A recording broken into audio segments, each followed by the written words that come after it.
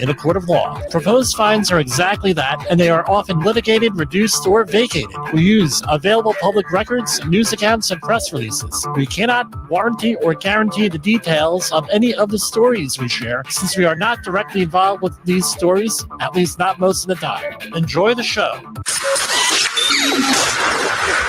This show is brought to you by Safety FM.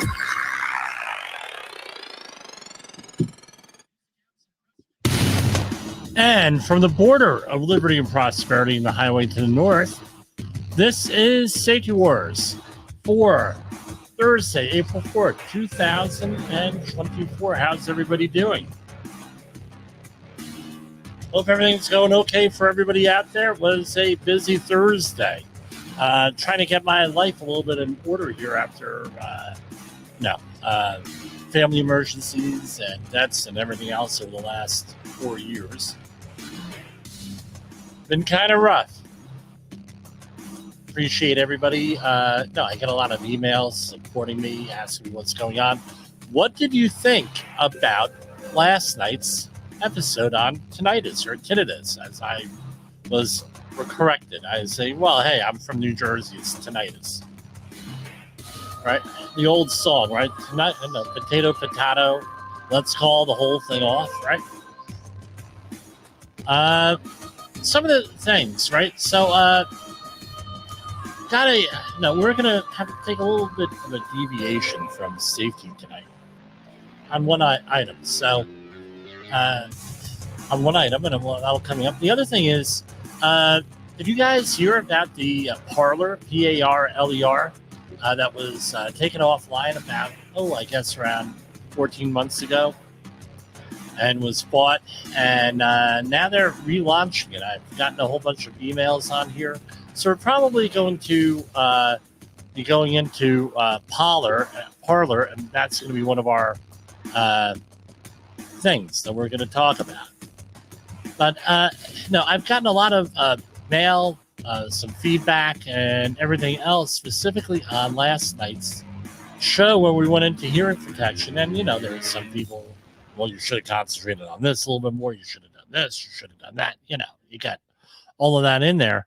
But I thought it was very important to start the conversation specifically on hearing protection.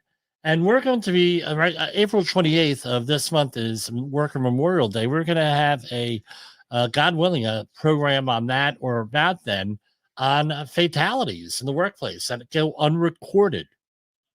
Well, Jim, what do you mean? You mean everyone's out there lying? No. But even according, and we had this story a couple of months ago about industrial hygiene exposures, where we had OSHA in one of their documents state that roughly 50,000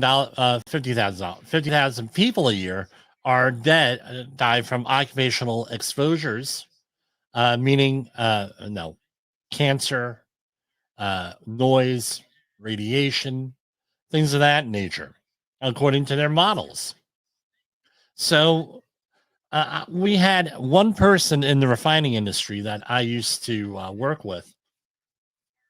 I won't mention his name, but he had, now let's just say he was in the behavior-based safety world and used that old shame, blame, retrain type of thing. And you guys are evil because you won't work safely. And now you're impacting my personal bottom line because my bonus is based on, what's the word I'm looking for? No, my bonus is based on, in part by your safety performance, and you're screwing me and blah, blah, blah. At least he was honest. That's all I could say. But you always said, we're not as good as what we think we are. That was one of his things. You're not doing as well as what you think. Yeah, right? Big demotivational quote there. And what's my point? My point is this. Maybe, at the beginning of OSHA, 14,000 people a year died. Now, and that's who they could track per year in the workplace. Okay, fair enough. Now we're down to roughly 5, and we've plateaued at 5. And what our mission here at Safety FM and Safety Words with Jay Allen and everything else, with Radar Safety Show, Todd Conklin with his show, Sam, Sheldon Primus, Alan Warford, and many, many others. Our purpose is to get under that 5,000. To try to take this, it would be great if we had 0, but we know that that's not realistic. So, but 55,000 people a year, right? So you have the 5,000 recordables that we know about, and then plus another 50,000. I mean, based on their models, I'm not very comfortable with that. Just not. So we'll talk about that. Now, the one thing I will talk about, and I actually have notes somewhere around here. Yep, here they are. On this was, and I know there are a lot of Star Trek fans out there. So tonight, or this morning, 3 a.m., they released, and I was not up at 3 a.m. My wife would have strangled me, getting up at 3 a.m. The season premiere of Star Trek Discovery. And yes, I am going to talk about Star Trek. It's been a huge part of my life over the last, and this is the 50th year for this. So this September 21st, marks 50 years, roughly 50 years, I've been watching Star Trek. And it started out with Star Trek, the animated series. My brother Eric and I watched that first run, 1974. And the episode was The Practical Joker. I watched the whole series back during COVID. And, it had won awards, but it didn't last won an Emmy for excellence in for an excellent children's TV show. But it really wasn't geared towards children. It was a little bit cerebral. But there are people more into it than me, but I consider myself a pretty well-versed person. That I've gone to conventions. I've spoken to a lot of the stars, met a lot of people. My wife's cousin was on a couple of episodes. And so, I've gotten to know the whole world pretty well. But anyway, if you allow me this little diversion here. So last night there was the season premiere of Star Trek Discovery. They had 2 episodes in there, and they introduced a lot of new things. And unfortunately, it's called the Red Directive was one of the things. But one of the things, and it does work into safety, is that they try to, on Discovery, legitimize themselves. And I'm not saying anything against the actors and actresses that have been on there. I met, like I told you, I met them. I met Mary Wiseman, who plays Lieutenant Tilly on there. Phenomenal woman, phenomenal person. Really personal, really liked her. I had a very long conversation with her one time. I'm not saying, and I tell you what, everybody who I've met, and her husband, right, also I met, everyone I met from that show, the Star Trek Discovery, have been very nice people. So this is not against them. I mean, they were good people. What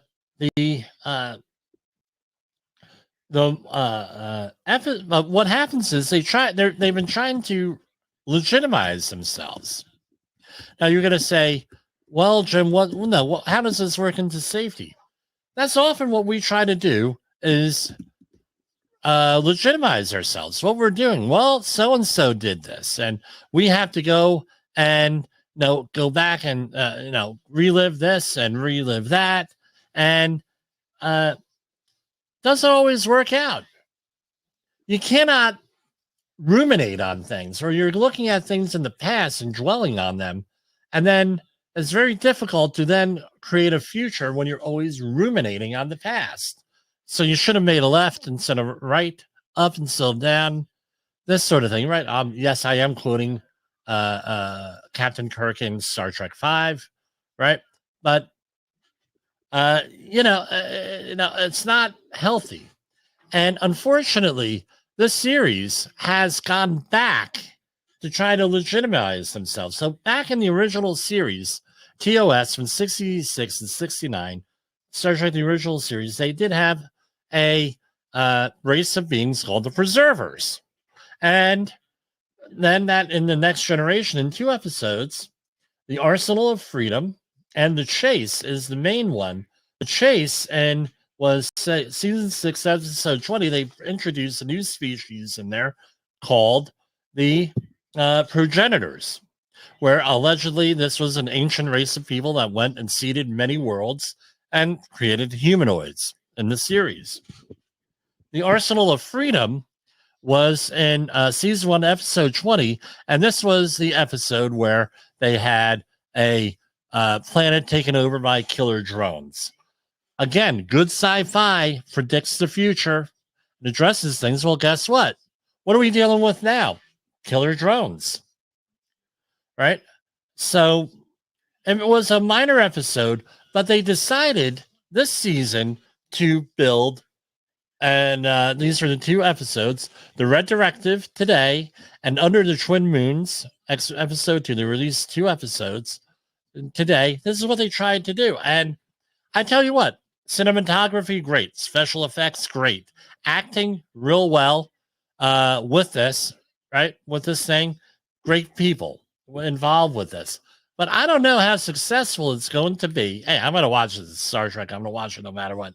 I don't know how successful it's going to be with them going back to these other episodes. Now, one-offs, right? Specifically the Arsenal of Freedom and the Chase and the Next Generation. I don't know how successful that's going to be. So how do we turn with this? I enjoyed them. All right, I'll watch them again this weekend when I'm not watching WrestleMania. But with your safety program, do we try to revisit past things? One of my pet peeves, and it's just me. I mean, I don't like to, when I do something, I hate to revisit it.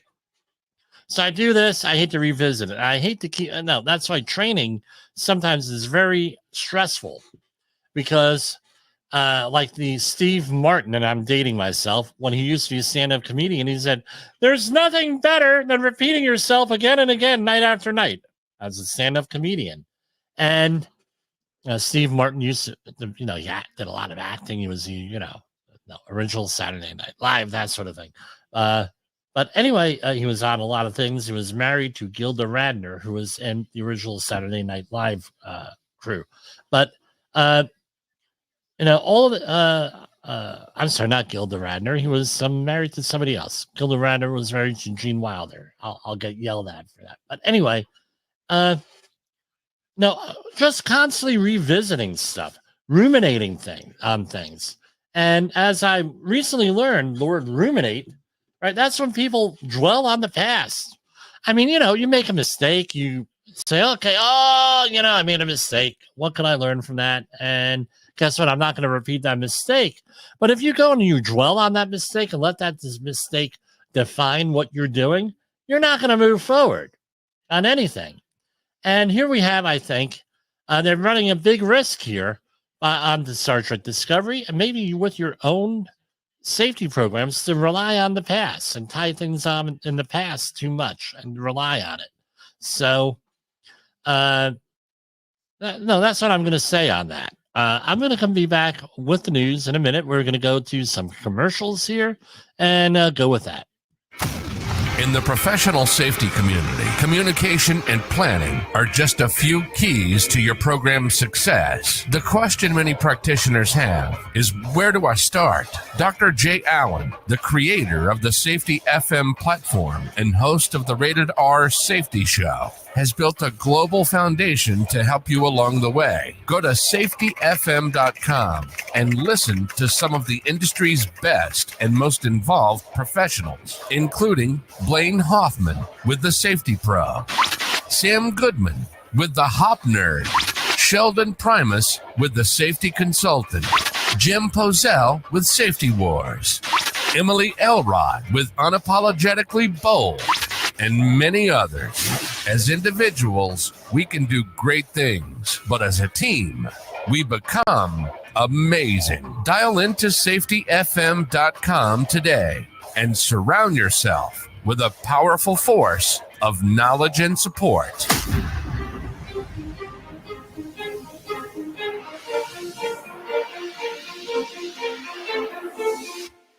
It's Thursday, so we're having our Thursday message here. This is Safety Wars, broadcasting to our brothers and sisters in the occupied territory of behavior-based safety. Get out your secret decoder ring. Here is your nightly message. Context drives behavior. Context drives behavior.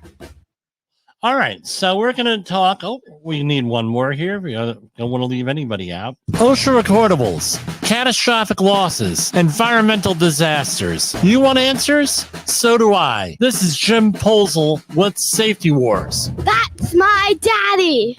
All right, so here we have a couple of things from the Department of Labor. Let me share the screen here. Should have done that during break. Oops, sorry, guys. Screen again, having issues with the computer. We're doing a major computer upgrade here in the next week or so, and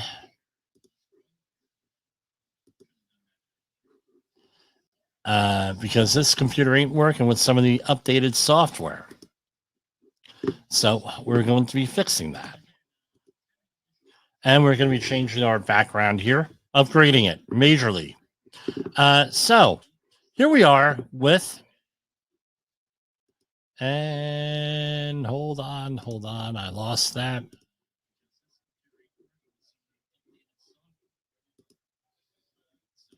You got a lot of stories here, right? So this is a news release from a Department of Labor.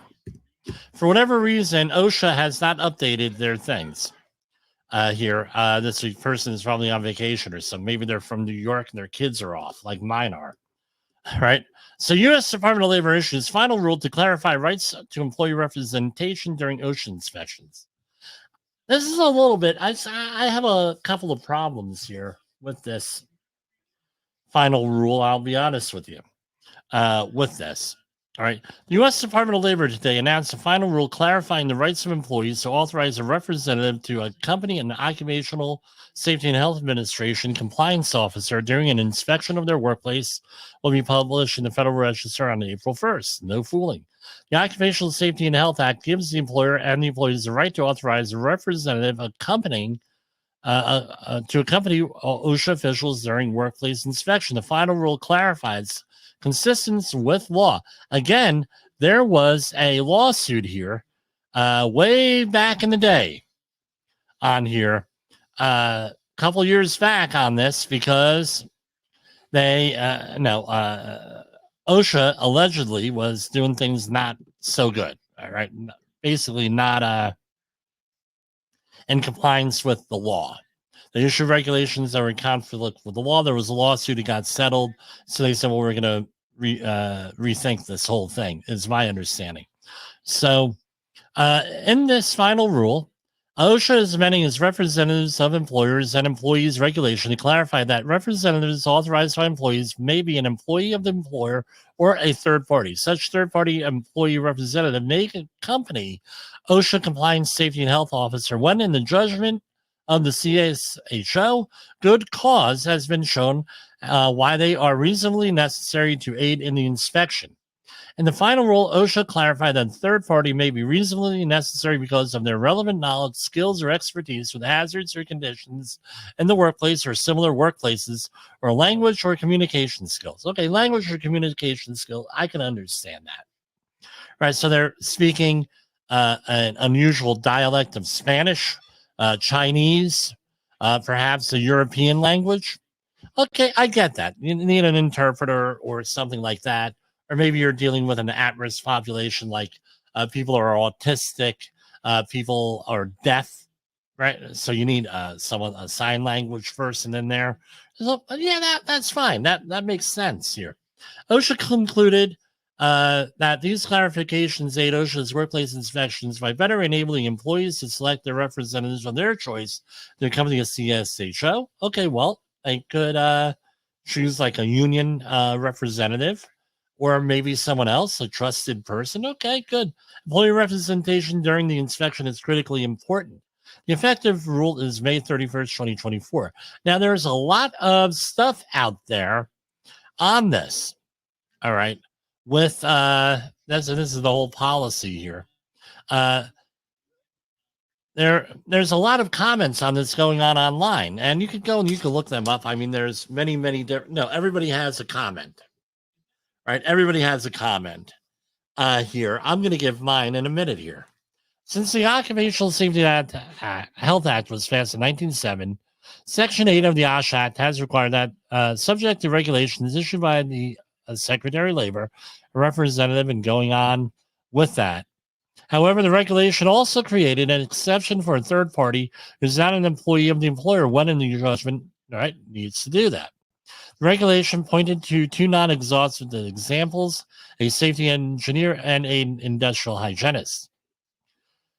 While OSHA has long permitted employee representatives to be third parties, in 2017, the district court concluded that interpretation was not consistent with the regulation because the first sentence, 1903.8, explicitly stated that employee representatives shall be employees of the employer.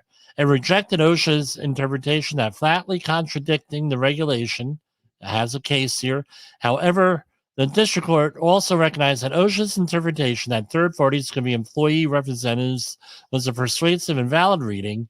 The court concluded that the act merely provides the employees' representatives must be authorized by the employees, not the representative must also be an employee of the employer.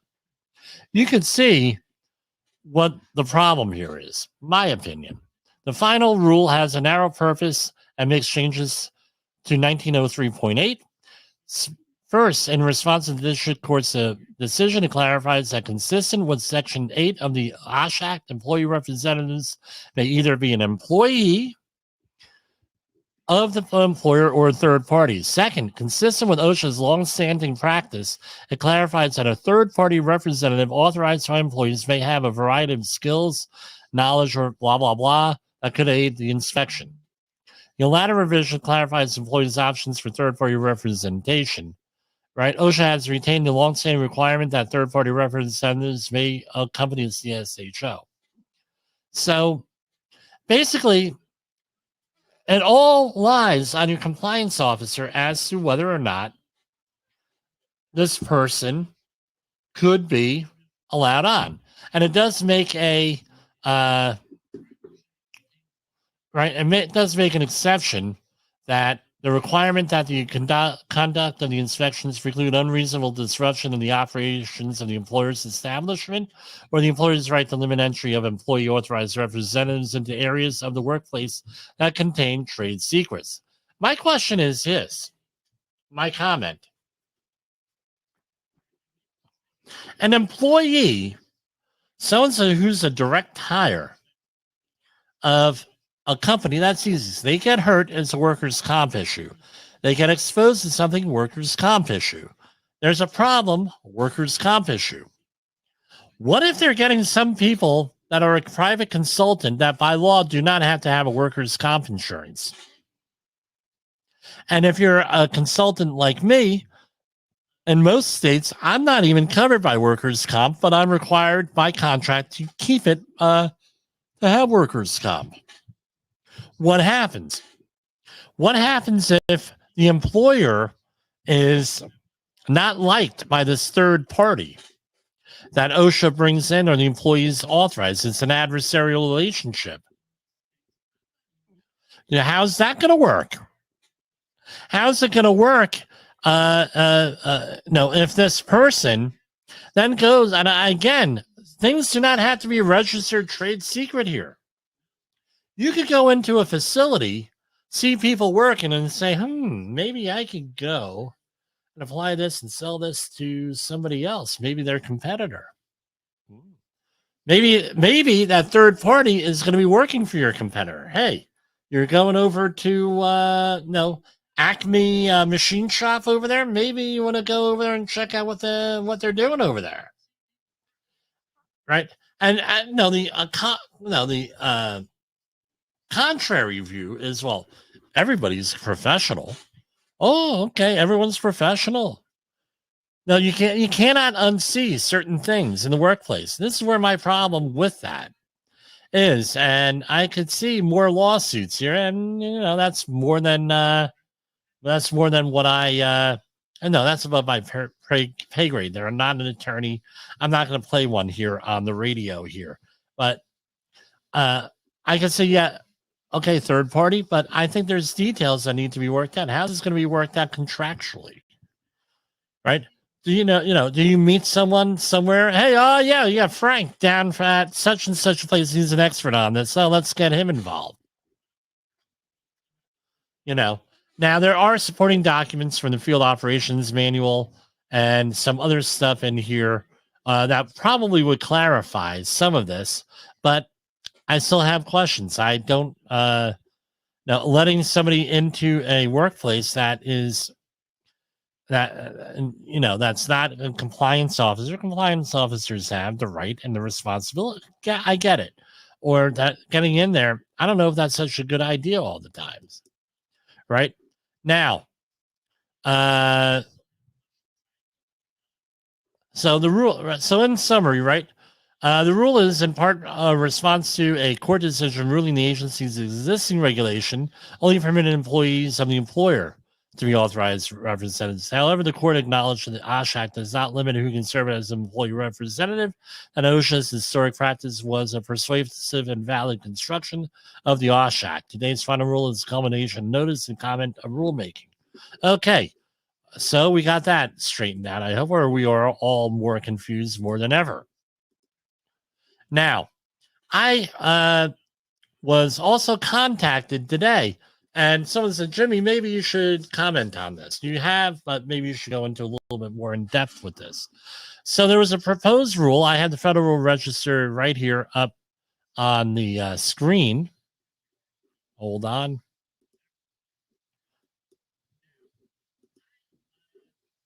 Mm-hmm. So here we go. All right.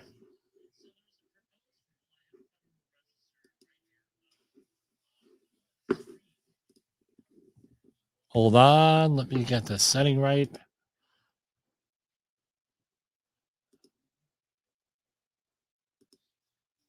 All right. So let's make sure this is showing. Okay.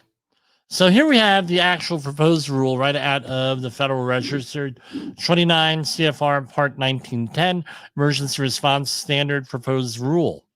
Department of Labor, right? And this is the proposed rule. So under the Emergency Response Standard, my problem was with this, sovereign immunity. Always has been my problem. That's been a running theme of this show is, a government should be, right? OSHA regulation should be applied to the government, right? So this is in 1910 standard in general industry. So OSHA is proposing through this notice of proposed rulemaking to issue a new safety and health standard titled Emergency Response to replace the existing fire brigade standard. The new standard would address a broader scope of emergency responders and would include programmatic elements to protect emergency responders from a variety of occupational hazards.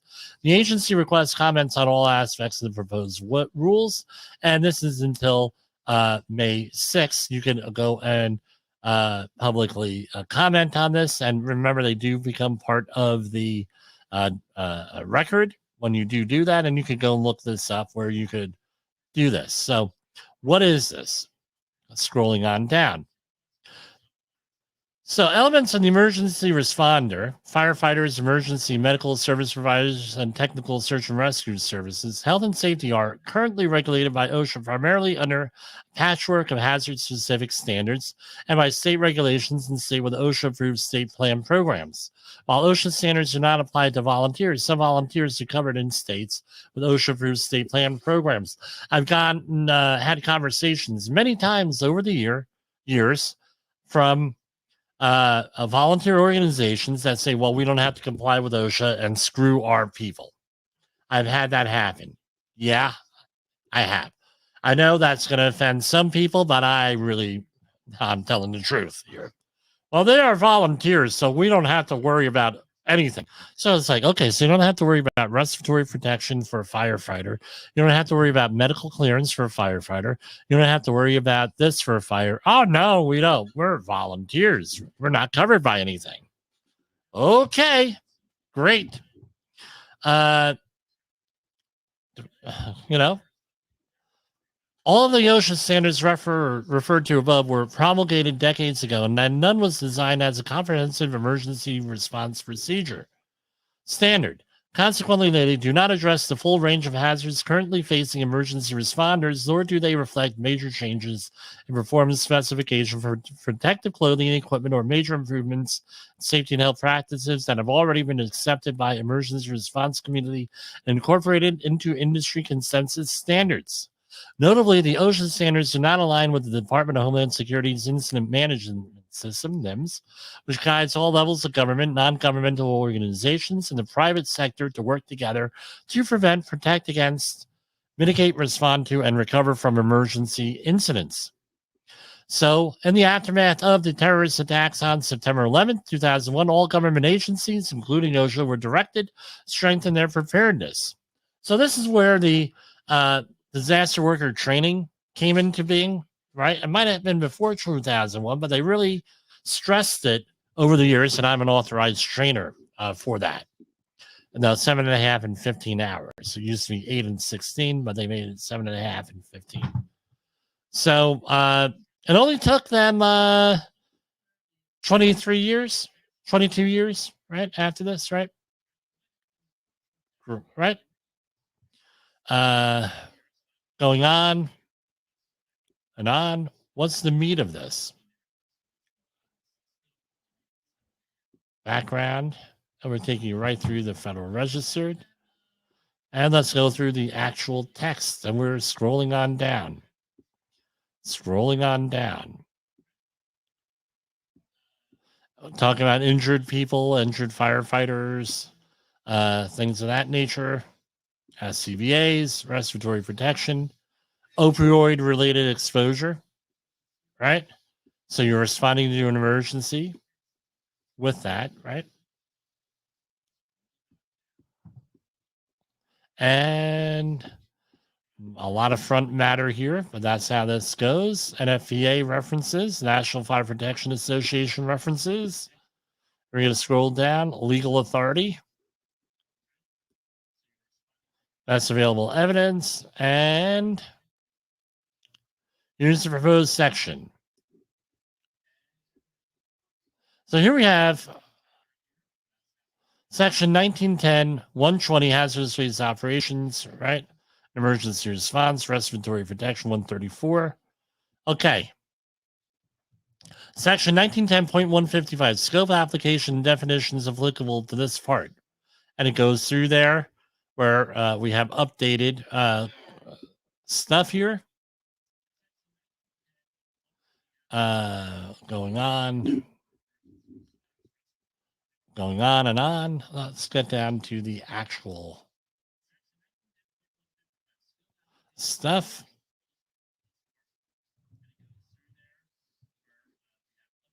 All right, hold on. You know what I'm going to do? Here you go.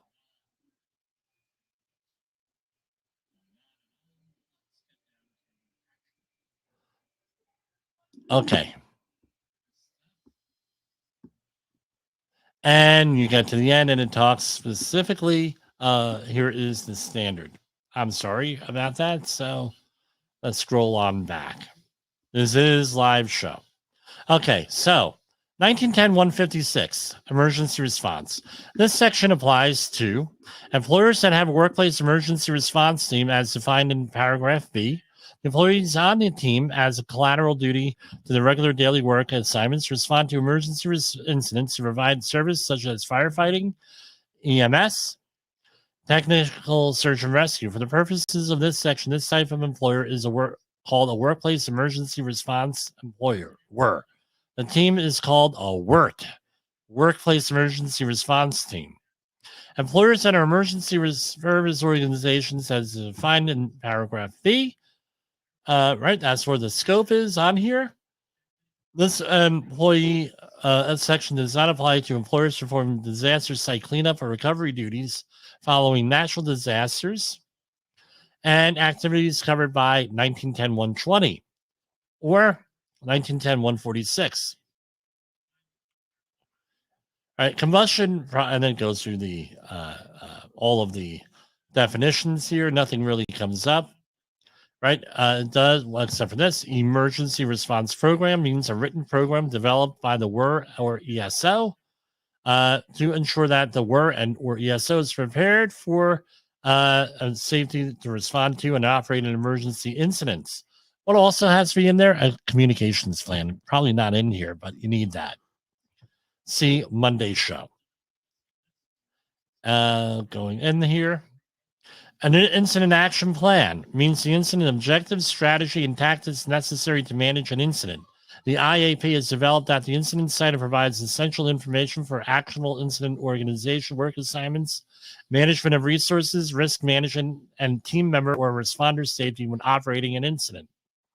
So this would likely be some type of a very detailed JHA or THA or JSA, whatever we're calling them this week.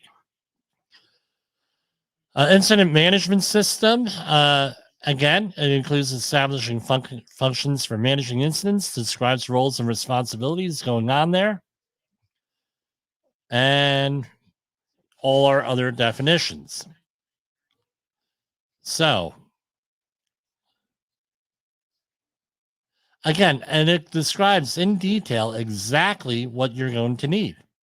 You're in the emergency response plan. So you're going to assess, analyze, and act, the AAAs. And going through previous editions of ERP documents required by this section shall be maintained by the WER for a minimum of 5 years. And you have different assessments that have to be obtained. So what's in a nutshell? You have to assess your hazards, analyze them, and act. Write a plan. You don't want to go and this is on the living document. It gets updated. Bottom line, have a plan. Now, what has to be in the emergency risk management plan? The risk management plan. Several things. You have to have the activities, training, the activities at the facility, normal activities, training, vehicle operations at emergency incidents. So you have to go and figure out what your emergency incidents are, non-emergency services and activities that lead to combustion products, carcinogens, and other incident-related health hazards. We're going to talk more about that in a minute here. Includes at a minimum PPE, and this is all different stuff for industrial hygiene in that section. The 3 I's, right? PPE, 1910-134 respiratory protection plan, bloodborne pathogens, and also a policy for extraordinary situations. The WER and ESO shall review the RMP when reviewing is required. Medical and physical requirements. This is where most organizations fail, especially after COVID, for whatever reason, since a lot of organizations and a lot of groups stopped doing routine physicals for stuff, right? Because you had to do spirometry, you had to do fit test. A lot of facilities stopped doing them. So, but they never restarted. And now you got people like me coming in. Hey, Jim, can you do a fit test? I said, yeah. Did your people go into did you get people go through a medical evaluation? No, but you can do a fit test. I said, I ain't doing a fit test. Why don't you call up my buddy and get a medical clearance here so we don't have an issue here? Because, right, so medical evaluation. We talked about tinnitus last night, or tinnitus, and the importance of, if you're an employee or an employer, getting a baseline, a medical evaluation upon hiring. And this is the other one, short post-crisis, right, stuff. We talk about psychological issues on these jobs. Very important. And that's what I had to say about that. let's take a little break here, and we will get back to you. Have you listened or watched the Safety War show? It does stream live on the radio and on the streamer-emers that we have. So if you have not taken a listen to Jim Posel and what the hell he's doing every evening with Safety Wars, I would strongly encourage you to take a view or take a listen, whichever option is available for you, and take a listen to what the hell he has going on. It will take some deep dives and some information that you might be interested in. In a world where danger lurks in every corner, one man stands as a beacon of hope. Jim Posel, a veteran safety expert with over 3 decades of experience, now bringing his knowledge to you with Safety Wars. Engaging, informative, and always relevant, that's Safety Wars. Join the safety revolution with Safety Wars, available on Spotify, Apple Podcasts, YouTube, and wherever you get your podcasts and videos. All right, so it's going to be, well, why, Jim? Why are we doing this? Why are we going over this? This letter of interpretation is going to be going out to my clients tomorrow, and I don't have permission to call. I normally don't call out people for things, especially if they're on a competing network. But this letter of interpretation is from a person who has a podcast, pretty good one, very old podcast too. He's a labor law attorney. I believe I met him one time at some event. I don't recall that sort of thing. I shared a story today, and I'm all full of stories where I was at a checkout line. And there was a person behind me with one item in a food store, and I let her go in front of me, and she was very appreciative and started asking me questions as to why I was in Montana. And I said, I'm doing environmental cleanup out here, Mission Y in Montana, blah, blah, blah. And she was, that was one of her things, was the environment. And then she walks out of the store. She thanks me for doing the cleanup, walks out of the store. And a woman says, you know who you just spoke to? And I said, no, she looked familiar, but I work with a lot of different people. And, and she said, well, that was Margot Kidder, Lois Lane from the Superman movies. So I meet a lot of different interesting people. This past week, I met Peter Griffin, the real Peter Griffin, who, if you're into Fortnite, like a lot of children are, he's one of the Fortnite people, right? And they're on TikTok. But we meet different people. But this is written by an attorney who went in for some clarification. And this is actually a really important clarification on the regulation. Right? So record-keeping obligations under 1910-146, confined space entry, general industry standard. Now, here it says, in your letter you discussed, and this is from OSHA, the documentation requirements in 29 CFR 1910-146 for permits that include, among other information, the results of the employer's testing within the confined space for atmospheric hazards. All right. So you have normally four nowadays. Used to be less. So you have oxygen, which is the most important, because without oxygen, the air monitoring equipment may not work effectively. Because you have what is called, especially with a lower explosive limit or lower flammable limit detector, you have what is called the Wheatstone Bridge. And that Wheatstone Bridge does not operate without enough oxygen. So oxygen is the most important, and the other sensors on the real-time equipment may not work. So without enough oxygen, and general industries and construction, it's 19.5 to 23.5% oxygen in that. If you're on a ship in a shipyard in 1915, then it's 19.5 to 22% oxygen in the confined and enclosed spaces regulation. So, and confines the oxygen, flammable gases, vapors, and then potential toxic air contaminants. So usually this breaks down as oxygen, LEL, H2S, and CO, carbon monoxide, right? H2S, hydrogen sulfide, whenever any employee is exposed to the atmosphere in this space. Now, You noted that Section 1910-146 requires you employers to maintain canceled entry permits for at least 1 year. You also referenced a previous OSHA letter of interpretation issued on November 26, 1996, which stated that those results would show the composition of an atmosphere to which an employee is actually exposed, even if the employee is using a respirator, are records under 29 CFR 1910-1020, which imposes a retention time of 30 years. So here we have three scenarios listed here. First one is that the toxic substance is below 25% of the PEL, right? Or TLV.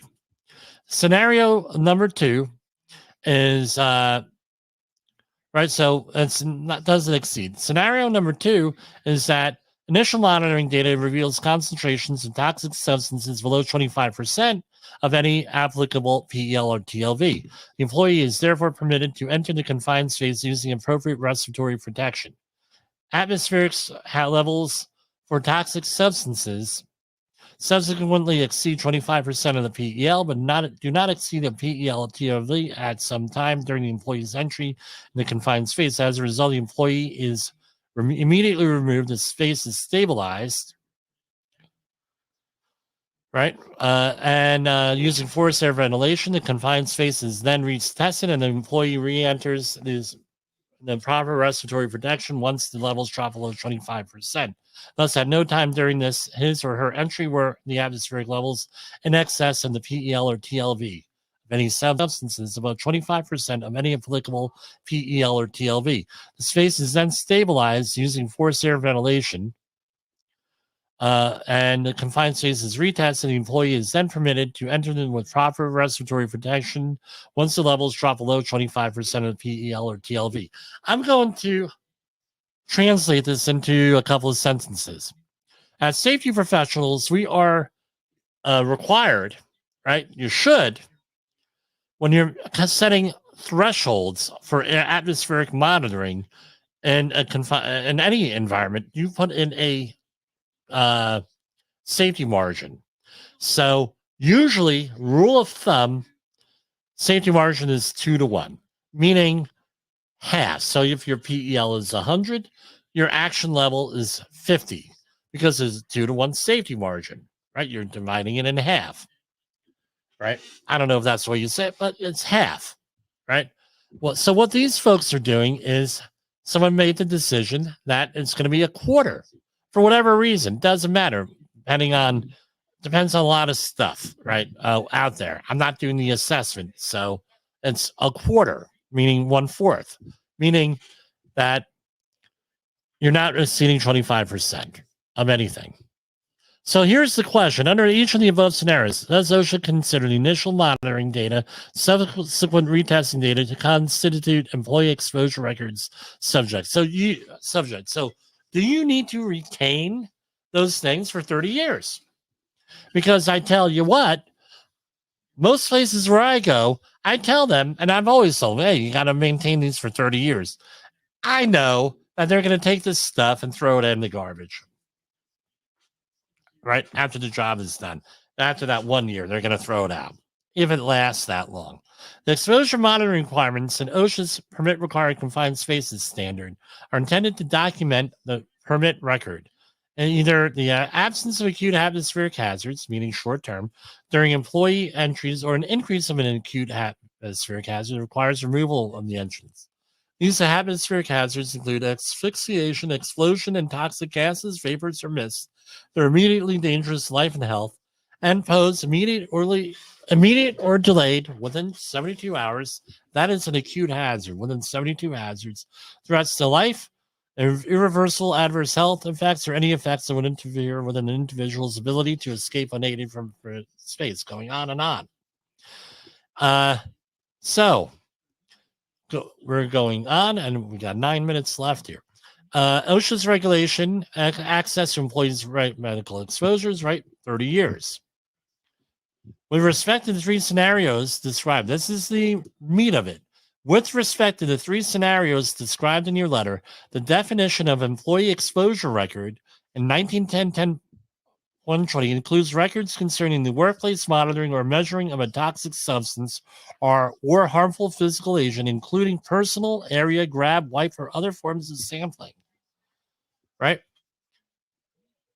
The regulation states that toxic substance or harmful physical agent means any chemical substance, biological or physical stress, which is listed in the latest printed edition of the NIOSH Registry for Toxic Substances, which is RTEX, right? Registry of Toxic Effects and Toxic Substances, which is incorporated by reference, has yielded positive evidence of an acute or chronic health hazard. So if it's listed in that document positive, you got to write with that. And it goes on and it says this.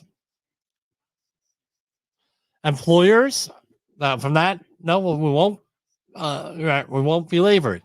Employers have to retain all those confined space entry monitoring records, which most employers don't, right? Unless they have a health and safety professional on staff, they don't maintain them. But all those meter readings that you're collecting have to be maintained for 30 years.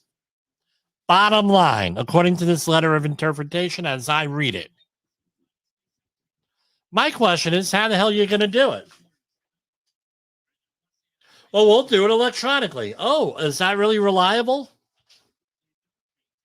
Let's say 15 years. Now, this couple, let's do a complete circle. We're going to completely circle this around to what we mentioned at the beginning.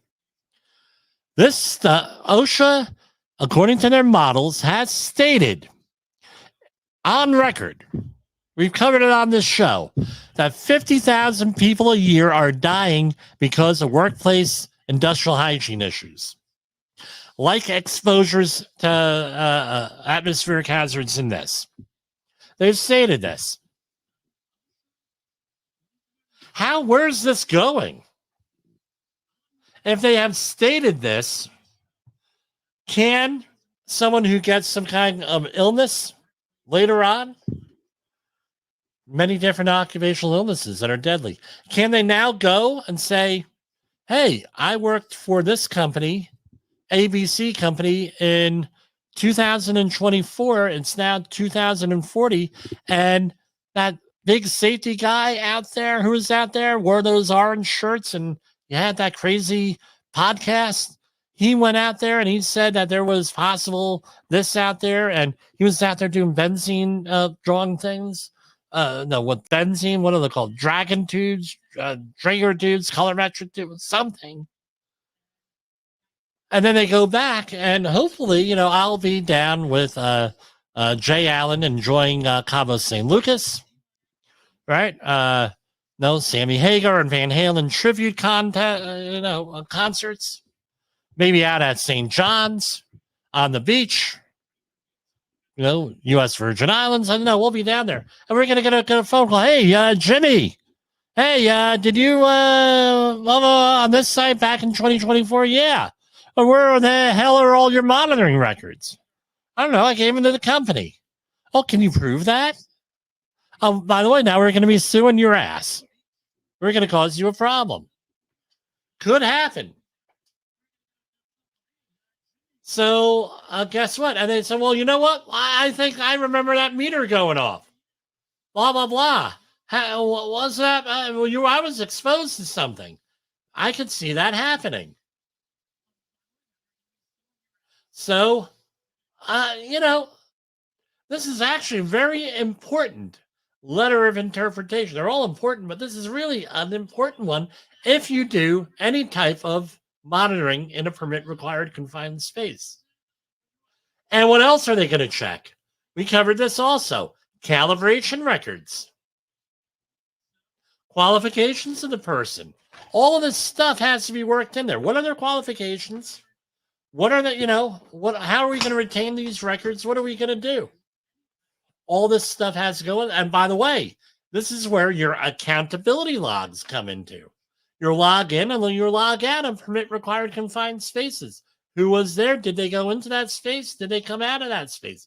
Extremely important that stuff gets recorded and everything else. So this is what I want you to do. I want you to take this little section. I might edit this out and put it as a standalone. We'll see how it goes. And you want to use this as a safety meeting for your people. So, and as I say to anybody I had to supervise, this is what the standard is. If I am not meeting this standard or you have questions, please ask me what's going on. Please do it. And it's like, well, I don't feel comfortable with it. I'm like, I don't care if you feel comfortable or not. Do it anyway. Why? Because there's a war for your safety. Safety wars. There's a war for your safety. This is one of the battles that you have to fight in that safety war that we're talking about. Making sure the safety professional does their job. Making sure the company does their job. If you're a union representative, I mean, I go out on union projects and they're like, what the hell is that, Jimmy?